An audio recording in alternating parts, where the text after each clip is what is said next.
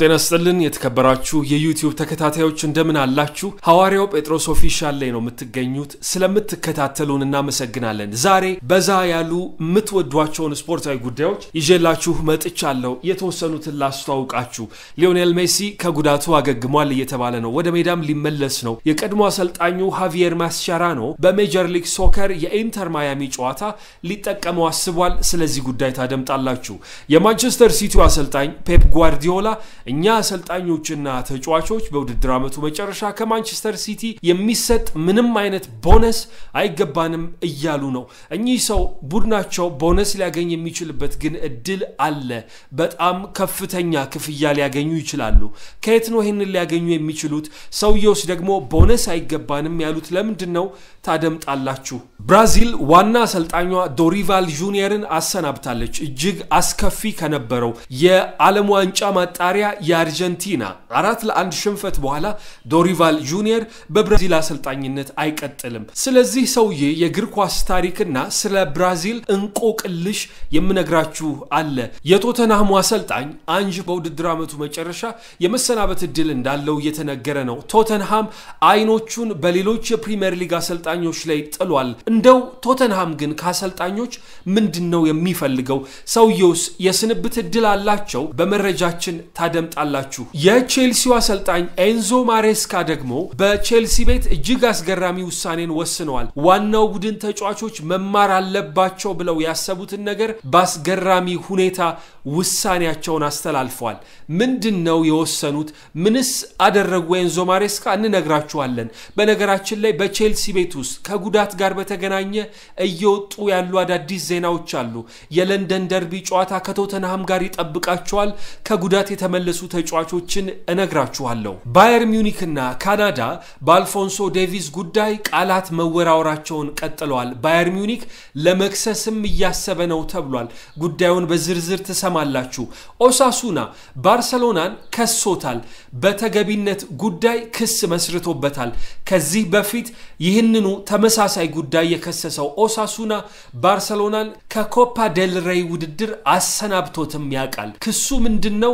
ምን ደረጃ ላይ ደርሷል? እነግራችኋለሁ። እነዚህና ሌሎች ስፖርታዊ መረጃዎችን በጥልቀት ታደምጣላችሁ። በልዩነት የተዘጋጁ ጥልቀት ያላቸውን መረጃዎች ነውና የምታደምጡት። እስከ ፍጻሜው እንድትቆዩ በአክብሮት እጋብዛችኋለሁ። ሰብስክራይብ ማድረግ እንዳይረሳ፣ ላይክ እና ሼር እንደዚሁ። መልካም ቆይታ። ከወደ ባርሰሎና እንጀምር። በላሊጋው የሚካፈለው ክለብ ኦሳሱና ባለፈው ሐሙስ በባርሰሎና 3-0 በሆነ ውጤት መሸነፉ ይታወሳል። ፌራን ቶሬስ፣ ዳኒ ኦልሞ፣ ሮበርት ሌቫንዶስኪ ጎሎቹን ያስቆጠሩ ተጫዋች ናቸው። የካታላኑ ክለብ ኤኒጎ ማርቲኔዝን በዚያ ጨዋታ ማሰለፍ አልነበረበትም ሲል ኦሳሱና ክስ መስርቶበታል። ወደ ስፔን እግር ኳስ ማህበር ክርሱን አሰምቶታል። የባርሰሎናው ተከላካይ ማርቲኔዝ ከስፔን የመጋቢት ወር ስብስብ ውጪ ሆኖ ነበር በጉዳት ምክንያት እና በፊፋ ህግ መሰረት ከኦሳሱና ጋር መጫወት እንዳልነበረበት ነው ይሄ ክለብ እየከሰሰ የሚገኘው። የእግር ኳስ ማህበሩ መመሪያ ክለቦች ተገቢነት የሌላቸው ተጫዋቾችን ወደ ሜዳ ካስገቡ ጨዋታዎች በፎርፌ እንዲሸነፉ ይቀጣሉ። ውጤቱ ደግሞ ለተቃራኒው ቡድን እንዲሰጥ ይሆናል። ኦሳሱና የፊፋ መተዳደሪያን አንቀጽ በመጥቀስ ነው ክሳቸውን የመሰረቱት። ተጫዋቾች ከብሔራዊ ቡድን ስብስብ በተለይ በጉዳት ምክንያት ከወጡ በኋላ የብሔራዊ ቡድን ጨዋታዎች ከተጠናቀቁ በኋላ ባለው ዊንዶ ለተወሰኑ ቀናቶች ለክለብ ጨዋታ ከማድረጋቸው አስቀድሞ ማረፍ እንደሚገባቸው ይገልጻልና በዚህ ህግ ላይ የተደነገገውን መመሪያ በመጥቀስ ነው ኦሳሱና ኤኒጎ ማርቲኔዝ በዚህ ጨዋታ መሰለፍ አልነበረበትም፣ ባርሰሎና ይህንን ተጫዋች መጠቀም አልነበረበትም ሲል ክሱን ያሰማው። ባርሰሎና እንግዲህ በላሊጋው የዋንጫ ፉክክር የበላይነትን ማስመዝገብ የቻለበትን ውጤት ነው የያዘው። በዚያ ጨዋታ ማሸነፉን ተከትሎ 3 ነጥብ የበላይነትን ፈጥሯል ከተከታዩ ሪያል ማድሪድ 63 እና 60 ነጥብ ላይ ነው አሁን የሚገኙት። ምናልባት ቅጣት የሚተላለፍበት ከሆነ በዋንጫ ፉክክሩ ላይ በጣም አስገራሚ የሚባል ቅጽበትን መፍጠር ይችላል። ይሄ አጋጣሚ ምናልባት ለሪያል ማድሪድ በሩን ሊከፍትለት ይችላልና ይሄ እየተጠበቀ ነው የሚገኘው ምን አይነት ውሳኔ ይተላለፋል የሚለው። በነገራችን ላይ ከዚህ ቀደም ኦሳሱና የባርሰሎና ሴቶች ቡድንን የተገቢነት ጥያቄ አንስቶ ከሷቸው ከኮፓ ዴል ሬይ ዋንጫ አሰናብቷቸው ያውቃል። ጥር 2023 ላይ ተመሳሳይ አይነት ጥፋት ባርሰሎና በመጠቀሙ በተመሳሳይ አይነት ጥፋት ውስጥ ባርሰሎና ተገኝቷል፣ ተገቢነት የሌላትን ተጫዋች አሰልፏል በሚል ክስ የመሰረተው ኦሳሱና ክሱ ተፈርዶለት ከኮፓ ዴል ሬይ ውድድር ባርሰሎና ተሰናብቶ ያውቃልና እንደው ተመሳሳይ አይነት ነገር ዘንድሮ ሲፈጠር ይሆን ወይ የብዙዎች ጥያቄ ነው። ለማንኛውም ትላንትና ነው ይሄን ክስ እንደመሰረቱ የተገለጸው። ሐሙስ ነበረ ጨዋታው የነበረው። በሌላ ጉዳይ የባየር ሚዩኒክ ስራ አስፈጻሚዎች አልፎንሶ ዴቪስ ለደረሰበት ጉዳት ካናዳ የበዛ ቸልተኝነት አሳይታለች ሲሉ ክሳቸውን አቅርበዋል። ያው ወቅሰዋቸዋል ካናዳዎችን። የክለቡ ዋና ስራ አስፈጻሚ ያን ክሪስተን ድሬሰን አልፎንሶ ዴቪስ ለገጠመው የጉልበት ጅማት መበጠስ የካናዳ እግር ኳስ ማህበር ቸልተኝነት ምክንያቱ ነውና ህጋዊ እርምጃ ግን ከመውሰድ መቆጠባቸውን የገለጹት ሙሉ የእግር ኳስ ማህበሩን የምርመራ ውጤት እየተጠባበቁ እንደሆነ ነው የገለጹት። ሙሉ የሚባለውን ምርመራ እስቲ ንገሩን፣ የተፈጠረውን ነገር በዝርዝር እንድታሳውቁን እንፈልጋለን ብሏል። ይሄ ተጫዋች ባለፈው ረቡ በኮንካካፍ ኔሽንስ ሊግ የደረጃ ጨዋታ 2-1 በሆነ ውጤት ዩኤስኤን ሲያሸንፉ ነበረ ጉዳት የገጠመው 12ኛው ደቂቃ ላይ በጉዳቱ ምክንያት ከሜዳ ወጥቷል። ከዚያ በፊት ግን ሜዳ ላይ 2 ጊዜ ወድቆ ነበረ እና ደግሞ በግማሽ ፍጻሜ ጨዋታ በሜክሲኮ በተረቱበት መርሃ ግብር ጉዳት ገጥሞት ነበረና ለጨዋታው ዝግጁ ባልሆነበት ሙሉ ፊትነሱ ባልተረጋገጠበት ሁኔታ ነው ያሰለፋችሁት፣ እሱን ማሰለፍ አይገባችሁም ነበረ እያሉ ባየር ሚዩኒኮች ክሱን እያቀረቡ ነው የሚገኙት። ግልበቱን የተጎዳው ተጫዋች ተገቢው ምርመራና የሕክምና ክትትል ሳይደረግለት ደግሞ ወደ ክለቡ እንዲመለስ ተደርጓል ሲሉ የስፖርቲንግ ዳይሬክተሩ ክሪስቶፈር ፍራውንድ አንስተዋል። ዴቪስ የካናዳ ብሔራዊ ቡድን በነበረው ጨዋታ ላይ ጉዳቱ ከገጠመው በኋላ ለ12 ሰዓት የሚጠጋ የኢንተርናሽናል በረራ አድርጓልና በቂ ምርመራ ሳይደረግለት ነው ይሄንን ያደረገው የካናዳ እግር ኳስ ማህበር ብለዋል። ይሄ ተጫዋች ወደኛ ጋር ሲመጣ ጉዳቱ ቀለል ያለ ሊሆን ይችላል ብለን ጠብቀን ነበረ፣ ነገር ግን ምርመራው ውጤት ያሳየን የኤሲኤል የጉልበት ጅማት መበጠስ ነው። እንደዚህ ያለ ከባድ ጉዳት እንደደረሰበት ካወቁ እንዴት ለ12 ሰዓት ሙሉ በዚህ አይነት ሁኔታ በረራ እንዲያደርግ ይፈቅዱለታል የሚልም ክሳቸውን እንደዚሁ አሰምተዋል። የካናዳ እግር ኳስ ማህበር ቃል አቀባይ የሆነው ፓውሎ ሴርና ፌዴሬሽኑን ተከላክሏል፣ የቀረቡበት ትችትን አስተባብሏል። ከአልፎንሶ ዴቪስ ጋር በተገናኘ ሙሉ ማድረግ የሚገባቸውን ክትትል እንዳደረጉ ነው እየገለጹ የሚገኙት። በነገራችን ላይ የተጫዋቹ ወኪል ኔደል ሆሳ እንደዚሁ ክስ አሰምቶባቸዋል። የካናዳ እግር ኳስ ማህበር ላይ ትክክል አልነበረም ያደረጋችሁት፣ የወዳጅነት ይዘት ባለው የደረጃ ጨዋታ ላይ አልፎንሶ ዴቪስን መጠቀም አልነበረባችሁምና ጄሲ ማርሽ የካናዳ ብሔራዊ ቡድን ዋና አሰልጣኝ ትክክለኛ ውሳኔ አይደለም የወሰነው በማለት ገልጿል። ምክንያቱም በመጀመሪያው የግማሽ ፍጻሜ ጨዋታ የደረሰበትን ጉዳት አይተዋል። ግጭት ገጥሞት ሙሉ ፊትነስ ላይ እንዳልነበረ አይታችኋልና ይሄንን ማድረግ አልነበረባችሁም እያሉ ወቀሳ እያቀረቡ ነው የሚገኙት። የካናዳ እግር ኳስ ማህበር ግን ማድረግ የሚገባንን ሙሉ ክትትል ካደረግን በኋላ ነው ተጫዋቹን ያሰለፍነው ብሏል። ዚ አትሌቲክ በጻፈው አርቲክል ላይ እንዳነበብነው እንደውም ተጫዋቹ ወደ ሜዳ ለመግባት ፍላጎት አሳይቷልና አሰልጣኙ ይሄንን ተጫዋች የተጠቀሙት በእርሱ ፍላጎት መሰረት ነው በማለት እንደዚሁ ምላሹን ሰጥቷል። የጀርመኑ ክለብ የካናዳ እግር ኳስ ማህበርን የወቀሰ ነው በዚህ የግራ መስመር ተመላላሻቸው ጉዳት ምክንያት እነርሱ ናቸው ተጠያቂዎች እያለ ነው። በነገራችን ላይ ተጫዋቹ እስከ ውድድር ዓመቱ መጨረሻ ድረስ ለካናዳም ሆነ ለባየር ሚዩኒክ ግልጋሎት አይሰጥም። ይሄ ተጫዋች እስከ 2030 ድረስ የውል ማራዘሚያ እንደፈረመ ይታወቃል። በክረምቱ ኮንትራቱ ሲያበቃ ወደ ሪያል ማድሪድ ያመራል እየተባለ ሲጠበቅ የነበረው ካናዳዊው የመስመር ተጫዋች ለባየር ሚዩኒክ የኮንትራት ማራዘሚያውን ፈርሞ ግልጋሎቱን በቀጣይ ዓመታትም እንደሚሰጥ አረጋግጧቸዋል። ለካናዳዎችም ቢሆን የአልፎንሶ ዴቪስ መጎዳት በጣም መጥፎ የሚባል ዜና ነው። ምክንያቱም 2026 የዓለም ዋንጫን ከሜክሲኮና ዩኤስኤ ጋር ሆነው ያዘጋጃሉና የጄሲ ማርሽ ስብስብ በዓለም ዋንጫው ላይ የአልፎንሶ ዴቪስን ግልጋሎት ምናልባት ሙሉ ፊትነስ ላይ ባልደረሰበት ጊዜ ሊያገኙት ይችላሉና ይሄ ጉዳት ለሁሉም በጣም መጥፎ የሚባል ዜና ነው። በተለይ ደግሞ ለባየር ሚዩኒክ በቻምፒየንስ ሊጉ ሩብ ፍጻሜ መድረስ የቻለው ክለብ ከኢንተር ሚላን ጋር ለመፋለም እየተዘጋጀ የሚገኘው ክለብ በቡንደስሊጋ ዋንጫውን ለማንሳት ከፊት ሆኖ እየመራ የሚገኘው ክለብ በጣም መጥፎ ዜና ነው። ቪንሰንት ኮምፓኒ በወጥነት በዚህ ውድድር ዓመት ከሚጠቀሟቸው ተጫዋቾች መካከል አንደኛው ነው። እንደነ ሃሪ ኬን፣ ኡፓሜካኖ፣ ጃማል ሙሲያላ እና ጆሹዋ ኪሚህ የመሳሰሉ ተጫዋቾች በወጥነት ለኮምፓኒ ግልጋሎት ይሰጣሉ። ሌላኛው በወጥነት ሲያገለግል የነበረው ከ30 በላይ ጨዋታዎችን በዚህ ውድድር ዓመት ያደረገው አልፎንሶ ዴቪስ ሙሉ የውድድር ዓመቱን ከዚህ በኋላ ግልጋሎት የማይሰጥ መሆኑ ለባየርን መጥፎ ዜና ይሆናል። በጉዳቱ ምክንያት ወቀሳዎች እንግዲህ ከዚህ ወደዛ ከዛ ወደዚህ መወራወሩ ቀጥሏል።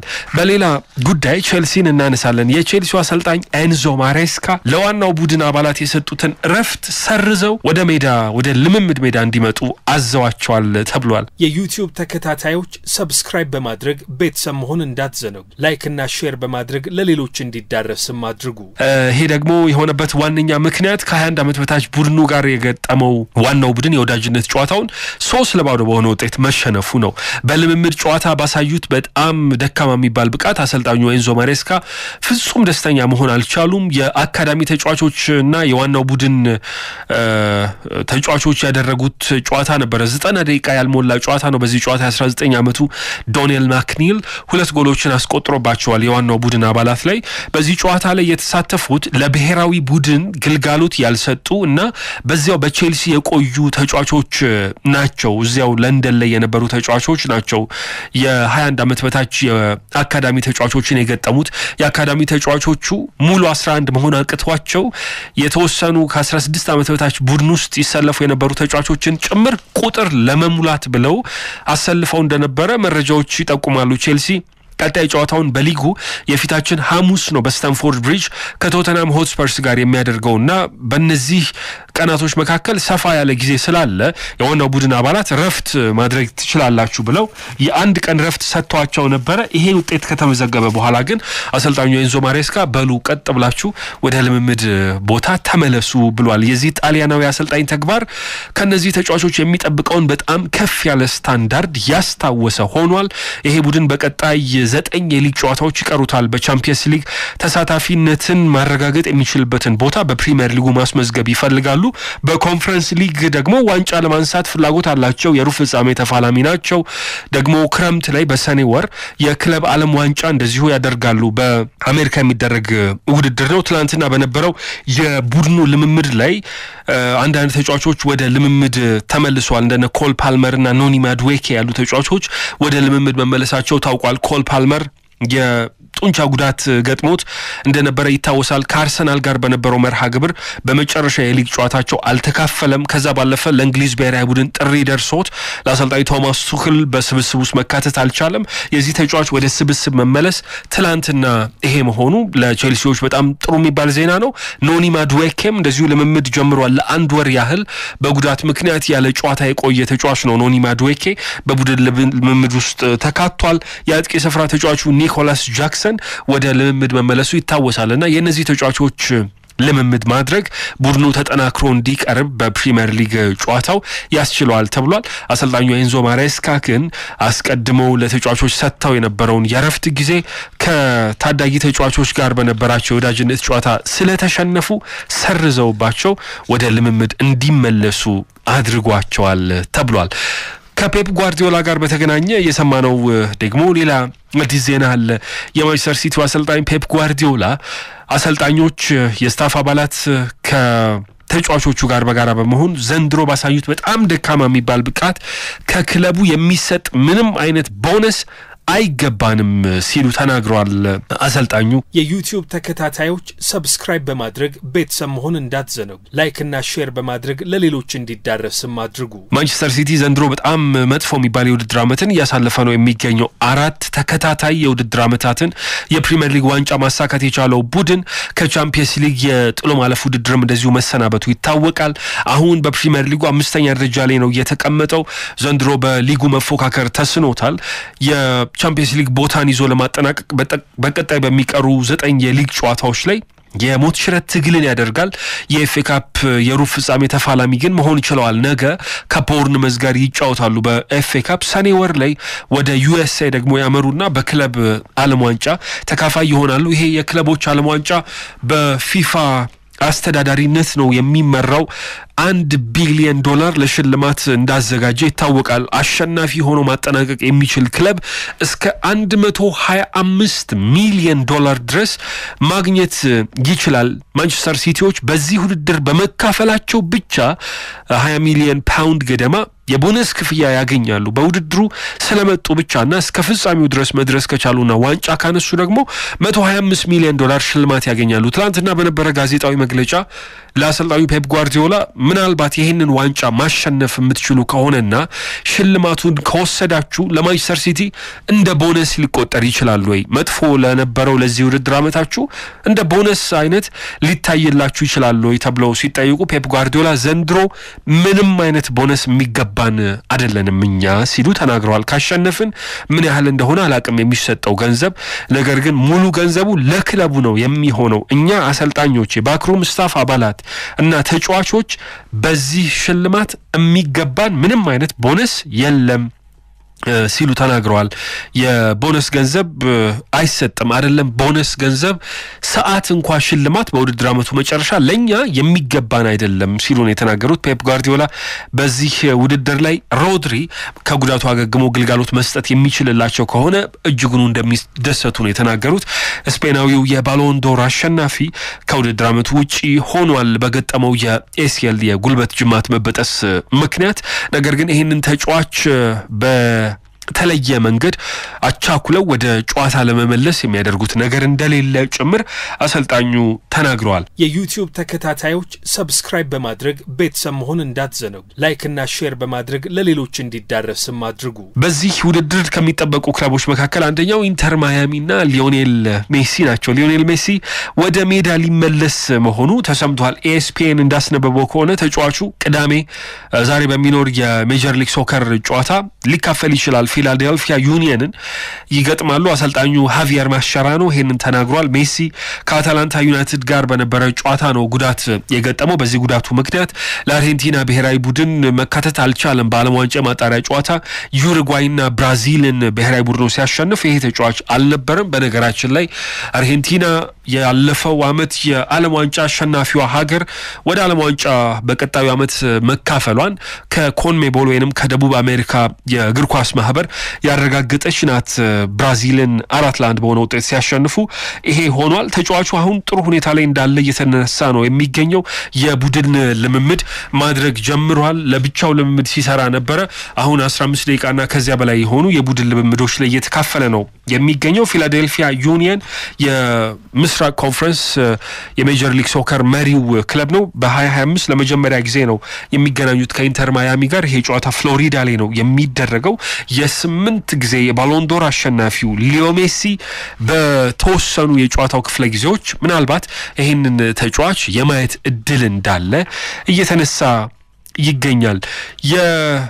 ሳምንቱ መጨረሻ ቀናት ላይ ነው የምንገኘው። ነገር ግን በዚህ ሳምንት መጨረሻ ቀናት ላይ ከዚህ በፊት እንደተለመደው የፕሪሚየር ሊግ ጨዋታዎችን ለማየት አልታደልንም።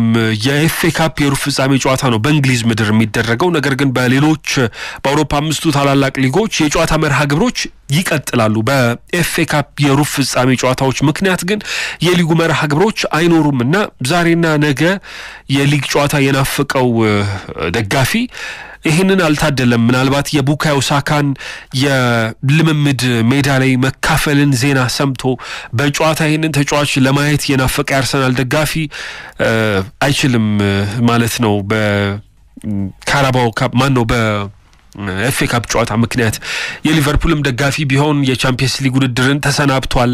የካራባኦ ካፕ ዋንጫ ፍጻሜን አጥተዋል። በፕሪሚየር ሊጉ ነው የቀራቸው ተስፋ እና የፕሪሚየር ሊግ ጨዋታ ቀያዮቹ ሲጫወቱ ለማየት የናፈቀ የሊቨርፑል ደጋፊ ለመጠበቅ ይገደዳል።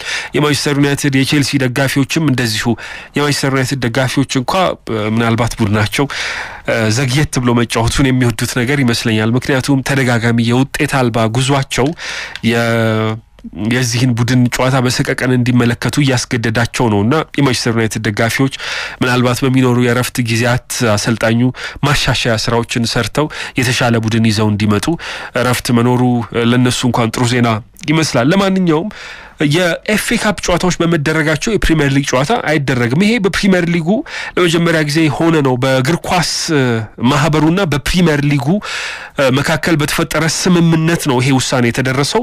ቅዳሜና እሁድ የሊግ ጨዋታ አይኖርም። ኤፍኤ ካፕ እንዲደረግ ተስማምቷል። አስቀድመው ነው ይሄንን የወሰኑት። 20 ክለቦች የሚሳተፉበት የፕሪሚየር ሊግ ውድድሩ ላይ ግን ያሉ 7 ክለቦች በኤፍኤ ካፕ የሩብ ፍጻሜ ጨዋታ ተካፋይ ናቸው። ዌምብሌይ ላይ የግማሽ ፍጻሜ ተካፋይ ለመሆን ፉክክራቸውን ያደርጋሉ። ይሄ ለመጀመሪያ ጊዜ የሆነ ነው።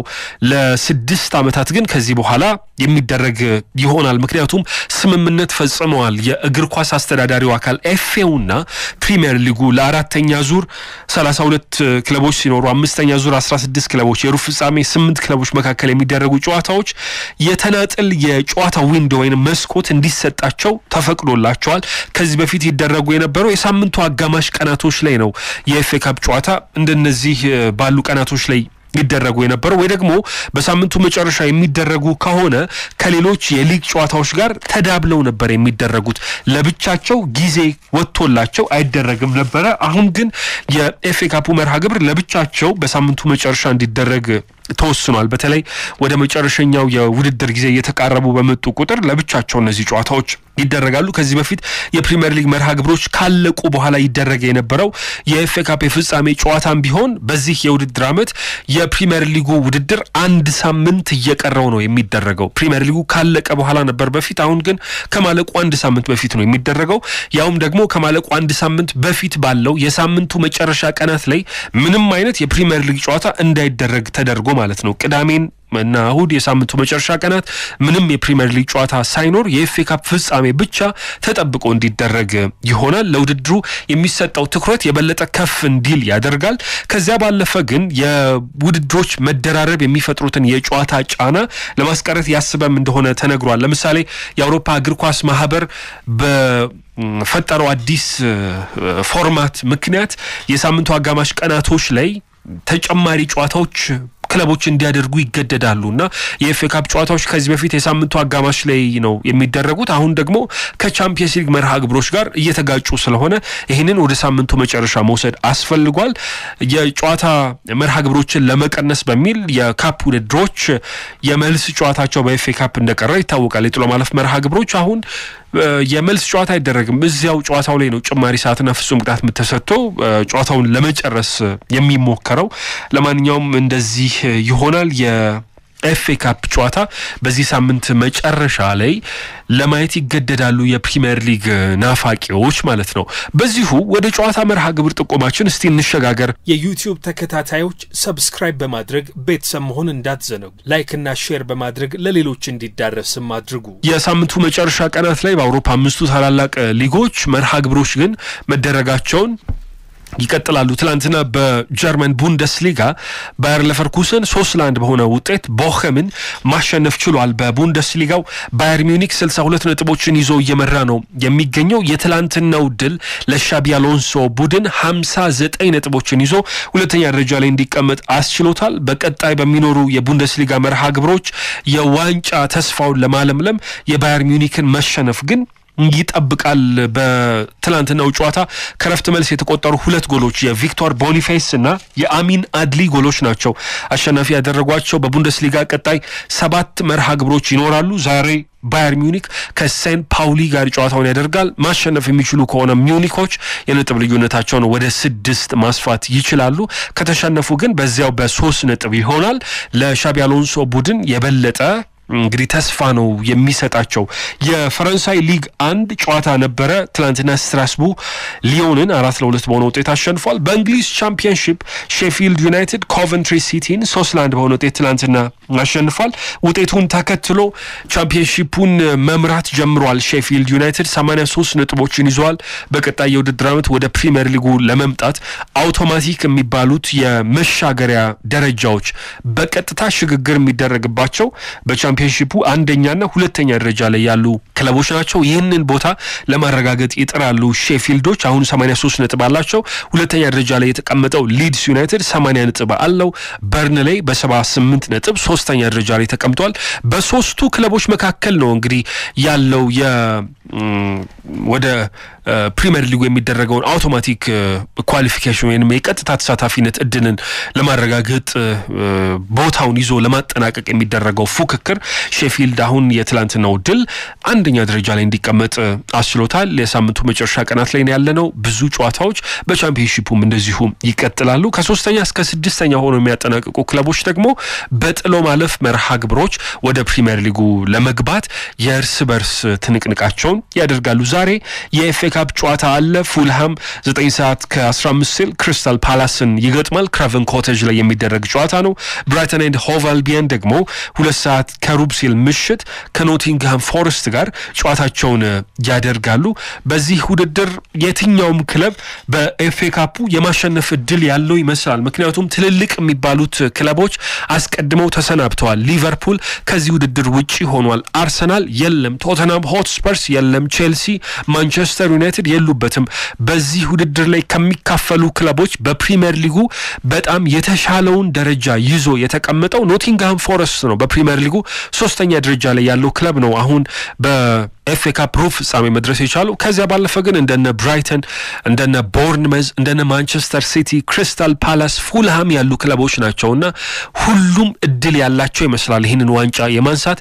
የኤፍኤ ካፕ ውድድር በዚህ የውድድር ዓመት ከመቼውም ጊዜ የበለጠ ክፍቱ ውድድር፣ የበለጠ ለትንበያ አስቸጋሪውና የትኛውም ክለብ ሊያሸንፈው የሚችለው ውድድር ተብሎ እየተጠራ ነው የሚገኘው። ስለዚህ የኤፍኤ ካፕ ውድድሮችም ጥሩ ፉክክር የሚደረግባቸው ስለሆነ ለማየት የሚመረጡ ይሆናሉ። ሌሎች የአውሮፓ 5ቱ ታላላቅ ሊጎች የጨዋታ መርሃ ግብሮችን ልጠቁማችሁና በስፋት ወደምንመለከታቸው ሁለት ጉዳዮች እንሸጋገራለን። የቶተንሃምንና የብራዚልን ጉዳይ ይዤላችኋለሁ ዛሬ። በላሊጋው ሪያል ሶሴዳድ ከሪያል ቫያዶሊድ ጨዋታ ያደርጋሉ። ኤስፓኞል ከአትሌቲኮ ማድሪድ፣ ዲፖርቲቮ አላቬዝ ከራዮ ቫያካኖ፣ ሪያል ማድሪድ ደግሞ ከሌጋኔስ ዛሬ የሚደረጉ የላሊጋ ጨዋታዎች ናቸው። በጀርመን ቡንደስሊጋ ባየር ሚዩኒክ ከሴንት ፓውሊ ይገናኛሉ። ቦሩሲያ ሞንችንግላድባህ ከአርቢ ላይፕዚግ፣ ሆፈንሃይም ከኦግስበርግ፣ ሆልሽታይን ካይል ከቨርደር ብሬመን፣ ቮልፍስበርግ ከሃይደንሃይም፣ አይንትራክት ፍራንክፈርት ደግሞ ከሽቱትጋርት ይጫወታሉ።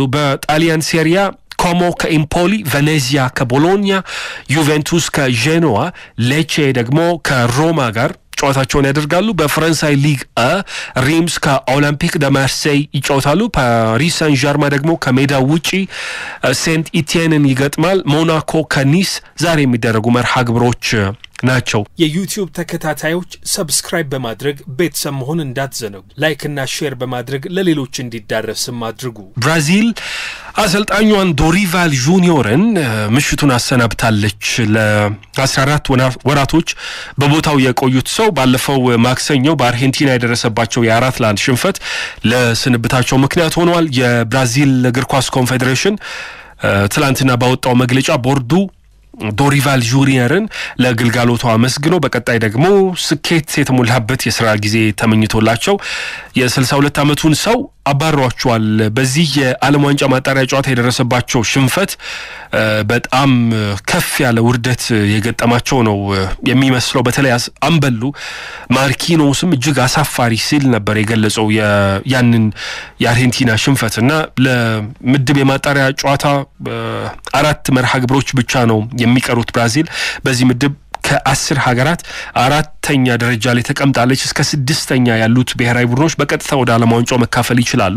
7ኛ ላይ ሆኖ የሚያጠናቅቀው ብሔራዊ ቡድን በአህጉር አቀፍ የጥሎ ማለፍ ጨዋታ ዩኤስኤ፣ ካናዳና ሜክሲኮ በሚያዘጋጁት ዓለም ዋንጫ ለመግባት የጥሎ ማለፍ ጨዋታቸውን ያደርጋሉ። አርጀንቲና አስቀድማ ወደ ዓለም ዋንጫ መግባቷን አረጋግጣለች። ብራዚል ከ7ኛዋ ቬኔዙዌላ በ6 ነጥብ ርቃ 4ኛ ደረጃ ላይ ነው የምትገኘው።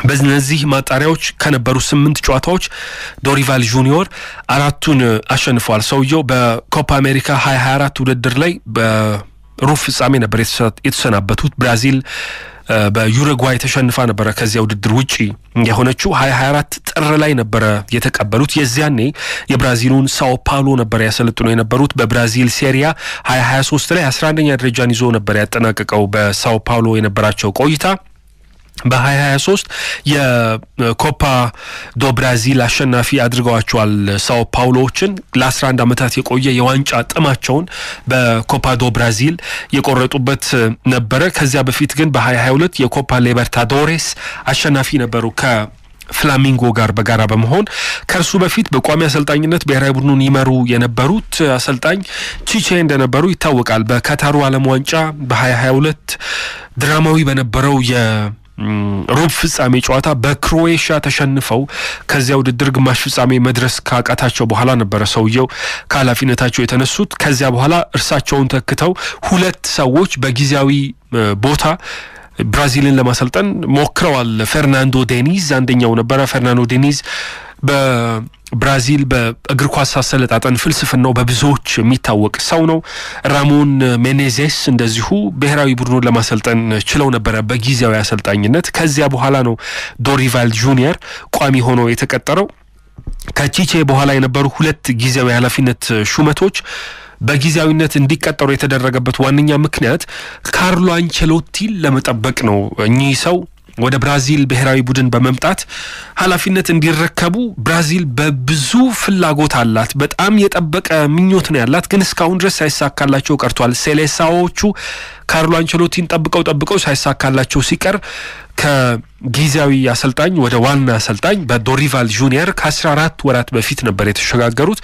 ለ22 አመታት በስራው ቆይቷል ዶሪቫል ጁኒየር በአሰልጣኝነትና በእነዚህ 22 አመታት የአሰልጣኝነት ዘመን ቆይታው የሚታወቅበት ነገር የእሳት አደጋ ተቆጣጣሪ ነገር ነው እሳት አጥፊ ነው ተብሎ ይጠራል ትልልቅ የሚባሉ ችግሮች በክለቦች በቡድኖች ሲገጥሙ ይሄ ሰውዬን የሚጠራው እነዚህን መጥፎ የሚባሉ ችግሮች እንዲያሻግራቸው የሚጠራ ሰው ነውና በብራዚል ብሔራዊ ቡድን ሲቀጠር ብራዚል በጊዜው ገጥሞት የነበረው መጥፎ ነገር እንዲያሻግራቸው ነበር የመጀመሪያ ኃላፊነቱን ከእንግሊዝ ብሔራዊ ቡድን ጋር አድርጎ በማሸነፍ ነበር የጀመረው ከዚያ ግን የተሳካ የሚባል ጊዜን አላሳለፈም በወዳጅነት ጨዋታዎችም ብራዚል ስትቸገር አይተናል በኮፓ አሜሪካ በሩብ ፍጻሜ ነበር የተሰናበተችው በዓለም ዋንጫ ማጣሪያ ደግሞ ተከታታይ መጥፎ የሚባሉ ውጤቶችን ስታስመዘግብ ሰንብታለች ይባስ ብሎ በተቀናቃኟ አርጀንቲና ባለፈው የ4-1 ሽንፈት ገጥሟታል 15 ወራቶች ብቻ ዓለም ዋንጫ ይቀሩታል በሜክሲኮ ካናዳና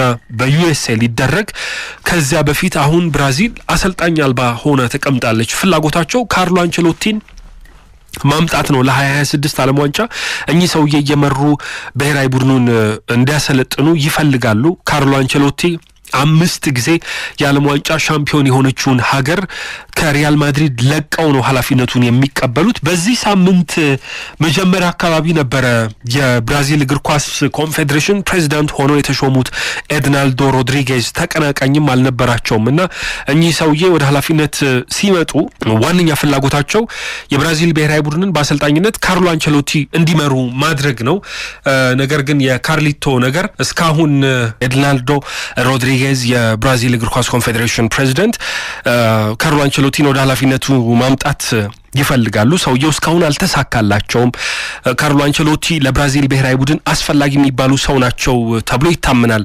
የሚፈልገው አይነት ፐርሰናሊቲ የሚፈልገው አይነት ስብዕናን የተላበሱ ናቸው ትልልቅ የሚባሉ ተጫዋቾች ያሉበትን ስብስብ የመምራት ችግር የለባቸውም እንደነዚህ ያሉ ትልልቅ ኢጎዎችን ያሉበትን መልበሻ ክፍሎች የመቆጣጠር ችግር የለባቸውምና ካርሊቶ ለዚህ ነው የተፈለጉት የብራዚል ብሔራዊ ቡድንን ከገጠመው ችግር እና ያሉ ተጫዋቾችንም ወደ ትልልቅ የሚባሉ ስኬት እንዲያተጓቸው ይፈልጋል ከዚያ ባለፈ ከብዙ የብራዚል ብሔራዊ ቡድን ተጫዋቾች ጋር አብረው ሲሰሩ ቆይቷል ለምሳሌ በሪያል ማድሪድ ቤት ውስጥ ከነ ቪኒሲየስ ጁኒየር ሮድሪጎ ኤደር ሚሊታው ኤንድሪክ እና ሌሎችም ጋር እየሰሩ ነው ያሉትና ይሄ ያላቸው ጥሩ የሚባል ከብራዚል ብሔራዊ ቡድን ተጫዋቾች ጋር የፈጠሩት ግንኙነት ወደ ብራዚል ብሔራዊ ቡድን ዋና አሰልጣኝነት እንዲመጡ ፍላጎት አለ። እንደነ ራፊና ኔይማር የመሳሰሉ ትልልቅ ኮከቦችም ያሉበት ስብስብ ነውና ይሄንን የመቆጣጠር ችግር ያለባቸው አይመስልም። ከዚህ በፊት ሰውየው በተደጋጋሚ ሲፈለጉ ነበር። 2022 ላይ ከቺቼ ስንብት በኋላ ሲፈለጉ መምጣት ሳይችሉ ቀሩና እንደውም 2023 ላይ ሪያል ማድሪድ እስከ 2026 ድረስ ሰውየውን በኮንትራት አሰራቸው። በሪያል ማድሪድ ቤት የሚያቆያቸውን ውል ያስፈረማቸው ጊዜ ነው። በተደጋጋሚ ግን በሪያል ማድሪድ ቤት ለሁለተኛ ጊዜ ወደ ኃላፊነት 2021 ላይ ከመጡ በኋላ ትልልቅ የሚባሉ ስኬቶችን ቢያስመዘግቡ ካርሎ አንቸሎቲ ወደ ሪያል ማድሪድ ለሁለተኛ ጊዜ ከመጡበት ጊዜ አንስቶ 10 ዋንጫዎችን ቢያነሱም ጥርጣሬ ግን ሁሉ ጊዜ አብሮ አለ።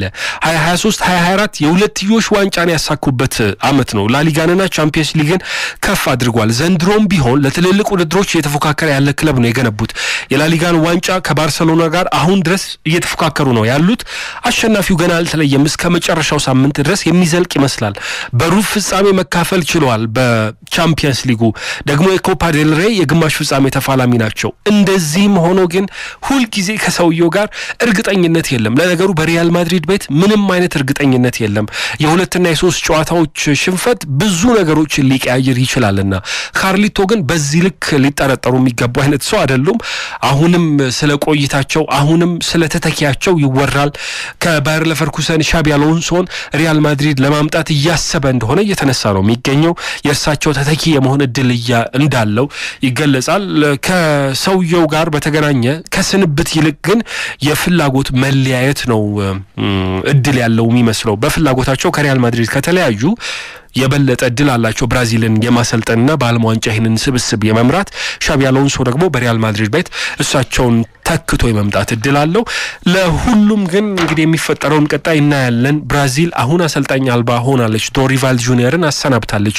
ያኔ ዋና አሰልጣኙ ቺቼን 2022 ላይ ከተለያዩ በኋላ ካርሎ አንቸሎቲ ለመጠበቅ ሲሉ እንዳደረጉት ሁለት ጊዜያዊ አሰልጣኞችን በተከታታይ እንደሾሙት በጊዜያዊ አሰልጣኝ ይቀጥላሉ ወይንስ ደግሞ ቁርጥ አርጎላቸው በቃ ካርሎ አንቸሎቲ ካልመጣ ሌላ ዋና አሰልጣኝ እንቀጥራለን ብለው አዲስ ሰው ይሾማሉ? አብረን እናያለን።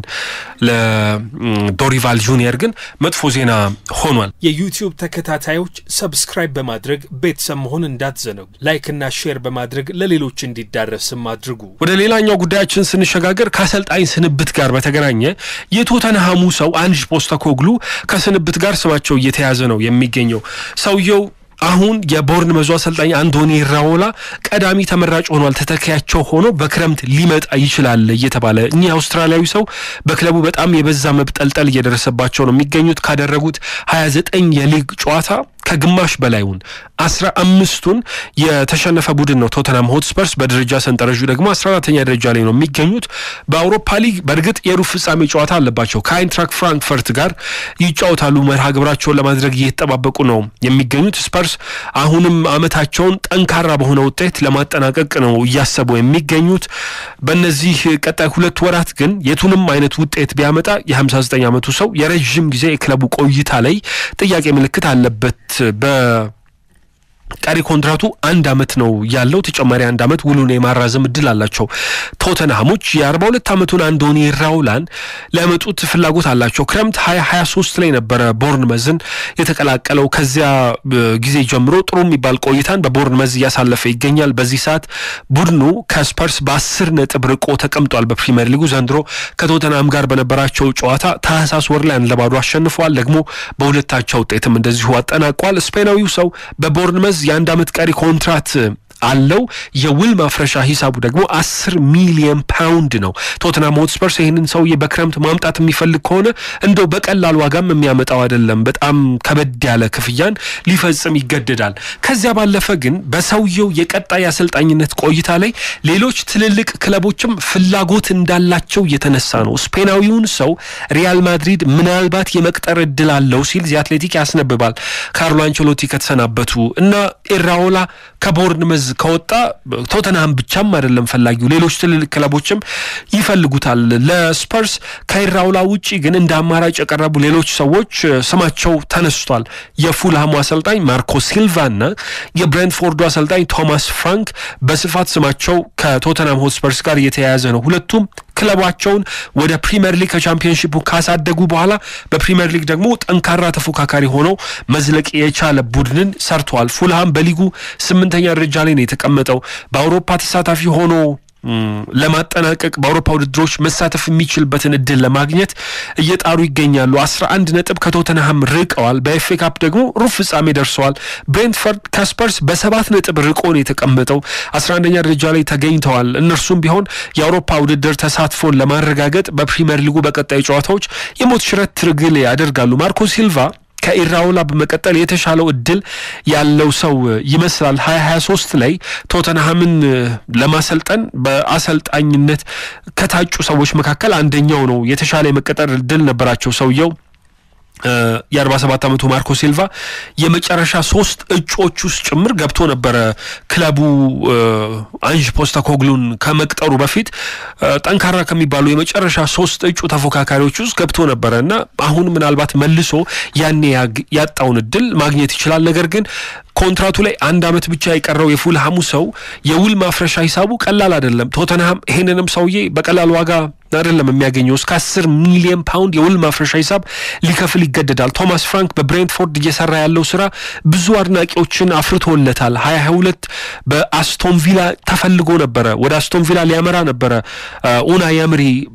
ከቪላ ጋር ግን የነበረው ንግግር የዚያኔ የቪላ ቴክኒካል ዳይሬክተር የነበረው ሁዋን ላንጀ ይሄን ሰውዬ ሳይቀጥረው ቀረና ኡናይ ኤምሪን ወደ ዋና ኃላፊነት አመጣው።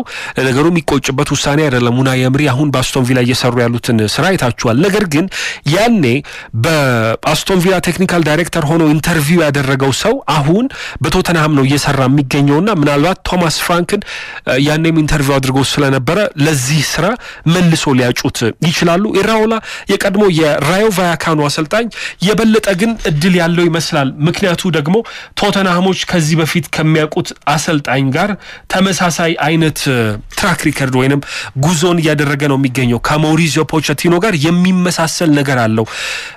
ሳውዛምፕተን 1 ዓመት ከሰራ በኋላ ወደ ቶተንሃም መጥቶ ትልልቅ የሚባሉ ስኬቶችን ያስመዘገበው በ2019 የቻምፒየንስ ሊግ ፍጻሜ ተፋላሚ ያደረጋቸው ማውሪዚዮ ፖቼቲኖ ወደ ኃላፊነት በመጣ ሰሞን ቡድኑ በጣም ብዙ ወጣት ተጫዋቾች ያሉበት ትልልቅ መሆን የሚችሉ ለቡድን ስራ መትጋት የሚችሉ ተጫዋቾች የተሰባሰቡበት ነበር።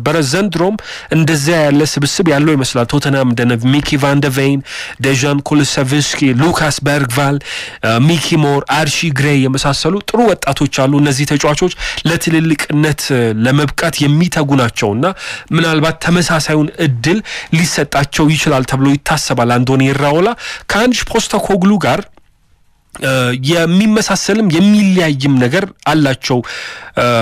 ሁለቱ ሰዎች ከኳስ ውጪ ቡድናቸው ሲጫወት ተመሳሳይ አይነት ባህሪ ያለው ይመስላል።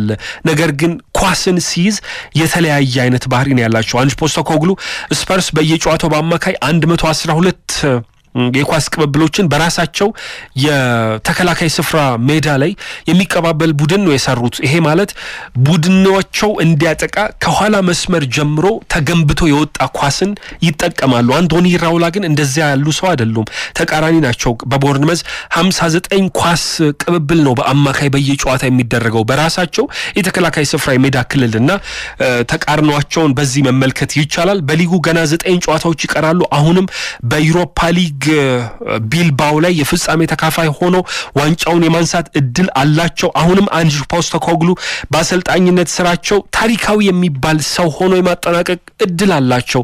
በቶተንሃም ሆትስፐርስ የናፈቃቸውን ዋንጫ የማምጣት እድል አላቸው። በአቋራጭ ደግሞ የቻምፒየንስ ሊግ ውድድርን ተሳትፎ እንዲያገኝ ሊመልሱት ይችላሉ። ይሄ ሁሉ ባለበት ነው አዲስ አሰልጣኝ እንግዲህ ቶተንሃም እያፈላለገ እንደሆነ እየተሰማ የሚገኘው። ግን በዚህ ጊዜ እንደው ምንድነው የሚፈልገው ቶተንሃም? ምን አይነት ነገር ነው የሚፈልገው ከአሰልጣኞቹ? ምክንያቱም ተደጋጋሚ ጊዜ አዳዲስ አሰልጣኞችን በማፈላለግ ስራ የተጠመደ ክለብ ሆኗል። በ2023 አዲስ አሰልጣኝ ለማፈላለግ ብዙ ሲፈልግ ብዙ አይኑን ሲያማትር ነበር። በ2021 ሆኗል። በ2014 በ2012 ባለፉት 10 ዓመታት 5ኛ ቋሚ አሰልጣኝ ለመቅጠር ነው እንግዲህ አንጅ ፖስተኮግሉ ከተሰናበቱ።